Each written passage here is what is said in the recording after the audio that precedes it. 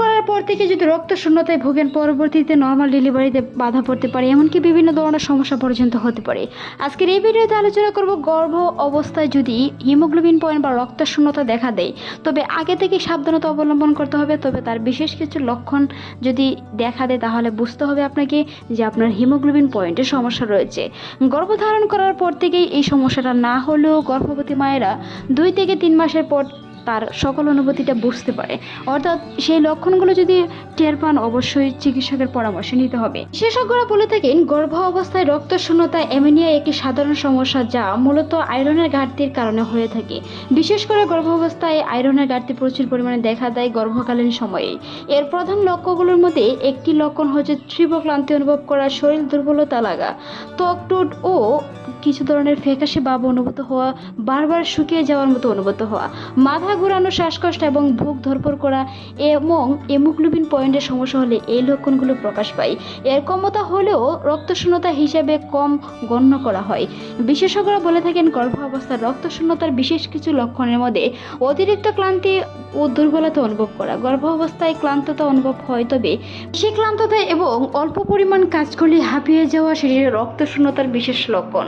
ফ্যাকাশে ত্বক, নখ ও চোখের দিকের অংশ, নখ বা মাড়ি ফ্যাকাশে হয়ে যাওয়া, সাদা হয়ে যাওয়া, কিছুটা শুকনো অনুভব হওয়া, তারই সাথে সাথে শ্বাসকষ্ট ও বুক ধরপড় হওয়া, হঠাৎ করে হালকা পাতলা কাজ করলে বুক ধরপড় অনুভূত হয়, কিছুটা গড়গড় শব্দের মতো অনুভূত হয়।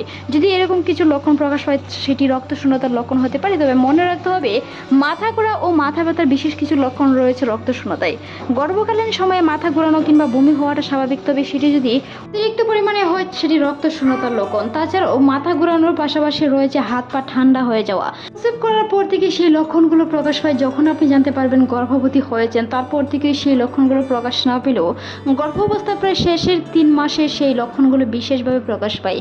হাত পা ঠান্ডা হয়ে যাওয়া, প্রচুর পরিমাণে হাত পা ঠান্ডা হওয়ার পাশাপাশি যখন আপনি বেশি সময় ধরে পানির মধ্যে থাকবেন তখন হাত পা কিছুটা ফুটোর মতন অনুভূত হওয়া, সেই লক্ষণগুলো যদি গর্ভাবস্থায় প্রকাশ পায় তাহলে অবশ্যই বুঝতে হবে সেটি রক্তশূন্যতার বিশেষ লক্ষণ।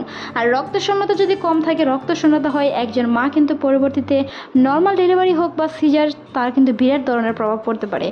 গর্ভ অবস্থায় সন্তানের উপর বিরাট ধরনের প্রভাব পড়তে পারে। তাই এই রক্তশূন্যতা সেই লক্ষণগুলো যদি প্রকাশ পায় অবশ্যই চিকিৎসকের পরামর্শ, এমনকি আয়রন সমৃদ্ধ খাবার, পর্যাপ্ত পরিমাণে আয়রন, ডিম, দুধ এমনকি পর্যাপ্ত পরিমাণে দুধ খাওয়ার চেষ্টা করুন। গর্ভকালীন সময়ে শাকসবজি প্রচুর পরিমাণে খেতে হবে যেগুলোতে পর্যাপ্ত পরিমাণে আয়রন রয়েছে। বিশেষজ্ঞরা বলে থাকেন রক্তশূন্যতার বিশেষ কিছু ঝুঁকি রয়েছে গর্ভকালীন সময়ে। ঝুঁকির কারণগুলোর মধ্যে রক্তশূন্যতার গর্ভস্থ শিশুর ভিত্তির ওজন কমে যেতে পারে। রক্তশূন্যতার কারণে গর্ভস্থ শিশুর বিভিন্ন ধরনের সমস্যার সম্মুখীন হতে পারে। রক্তশূন্যতার কারণে মায়ের খিঁচুনি উঠে মায়ের মৃত্যু পর্যন্ত হতে পারে। তাই গর্ভকালীন সময়ে সেই বিষয়গুলো অবশ্যই খেয়াল রাখা জরুরি। কনসেপ্ট করার পর থেকে অবশ্যই পর্যাপ্ত পরিমাণে আয়রন ও পুষ্টি সমৃদ্ধ খাবার খাওয়ার চেষ্টা করুন। মৌসুমী ফল ও শাকসবজি খাওয়ার চেষ্টা করুন। কোষ্ঠকাঠিন্য কমাতে অনেকেই কমেন্ট করে থাকেন গর্ভ অবস্থায় কোষ্ঠকাঠিন্য কমাতে পর্যাপ্ত পরিমাণে পানির বিকল্প নেই। অবশ্যই পর্যাপ্ত পরিমাণে পানি পান করুন, এমনকি পর্যাপ্ত পরিমাণে পুষ্টি সমৃদ্ধ খাবার, খেজুর। গর্ভকালীন সময়ে খেজুরের বিকল্প নেই, যেটি আপনার জ্বরের মুখ প্রসারিত করে নর্মাল ডেলিভারিতে সহায়তা করে। পর্যাপ্ত পরিমাণে টক দই খেতে পারেন। বিভিন্ন ধরনের টক বাদে টক দই খাওয়ার চেষ্টা করুন, যেটি আপনার কোষ্ঠকাঠিন্য কমাতেও সহায়তা করে। মনে রাখতে হবে গর্ভকালীন সময়ে পর্যাপ্ত পরিমাণে বিশ্রাম না নিয়ে হাঁটাহাঁটি করার চেষ্টা করুন। ভিডিওটি এই পর্যন্তই। ভালো লাগলে সাবস্ক্রাইব করুন। ধন্যবাদ।